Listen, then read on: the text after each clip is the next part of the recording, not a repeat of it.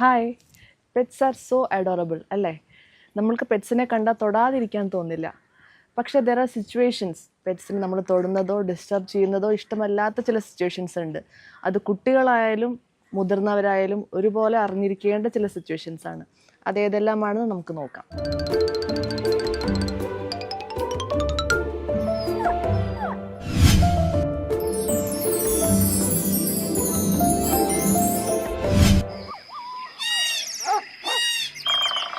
ഒന്നാമതായി ഉറക്കം എന്നത് മനുഷ്യന്മാരെ പോലെ തന്നെ മൃഗങ്ങൾക്കും വളരെ ഇമ്പോർട്ടൻ്റ് ആയിട്ടൊരു കാര്യമാണ്. That helps them with their immunity as well as during there growth stages.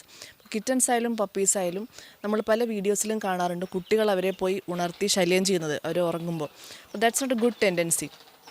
As responsible pet parents we must make our kids understand that ഉറങ്ങുന്ന ഡോഗ്സിനെയോ അല്ലെങ്കിൽ ക്യാറ്റ്സ് ആയാലും ഏത് പെറ്റ്സ് ആയാലും ദേ ആർ ടേക്കിംഗ് റെസ്റ്റ്. അപ്പോൾ അവരെ ഉണർത്താതിരിക്കാൻ ശ്രമിക്കാനായിട്ട് നമ്മൾ പറയണം. രണ്ടാമതായി ഭക്ഷണം കഴിക്കുമ്പോൾ ഒരിക്കലും നിങ്ങളുടെ പെറ്റിനെ തൊടാതിരിക്കുക. കാരണം food is associated with survival. അപ്പോൾ അവരെപ്പോഴും ഫുഡിനെ കാണുന്നത് അവരുടെ പോസസീവ് ആയിട്ടുള്ളൊരു ആർട്ടിക്കിൾ പോലെയാണ്. സോ അവർ കഴിക്കുമ്പോൾ അവർ ഡിസ്റ്റർബ് ചെയ്യാതിരിക്കുക. മൂന്നാമതായി അവരുടെ കയ്യിൽ ഏതെങ്കിലും ച്യൂ ടോയ് അല്ലെങ്കിൽ ട്രീറ്റ് ഉണ്ടെങ്കിൽ don't try to snatch it from them. അത് ട്രസ്റ്റ് ഇഷ്യൂസ് പോലെയുള്ള പ്രശ്നങ്ങൾ ഉണ്ടാക്കാൻ സാധ്യതയുണ്ട്. Instead you can teach them drop it command.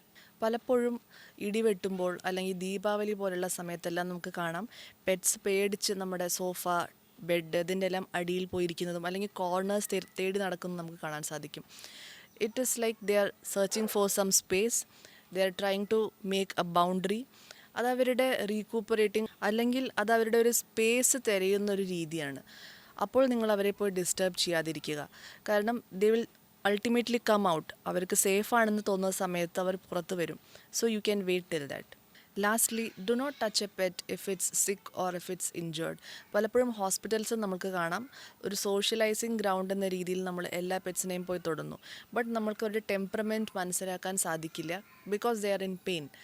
ആ സമയത്ത് നമ്മൾ അവരെ പരമാവധി തൊടാതിരിക്കാൻ ശ്രമിക്കുക. നമ്മളെല്ലാവരും ബൗണ്ടറീസ് കാത്ത് സൂക്ഷിക്കുന്ന ആൾക്കാരാണ്. And we respect each others boundaries. അതേപോലെ തന്നെ നമ്മൾ നമ്മുടെ പെറ്റിൻ്റെയും ബൗണ്ടറി ആയിട്ട് ഇതിനെ കണക്കാക്കണം. പലപ്പോഴും ഈ സിഗ്നൽസിനെ എല്ലാം നമ്മൾ കണക്കാക്കുന്നത് ഒരു രീതിയിലുള്ള മിസ്ബിഹേവിയർ അല്ലെങ്കിൽ അവരുടെ ആറ്റിറ്റ്യൂഡായിട്ടാണ്. എന്നാൽ ദാറ്റ്സ് നോട്ട് ദ തിങ്. നമ്മൾ നമ്മുടെ കുട്ടികളെയും പറഞ്ഞ് മനസ്സിലാക്കേണ്ട കാര്യമാണ്. If they are not willing to play with you, if they don't like them to be touched, please respect that boundary.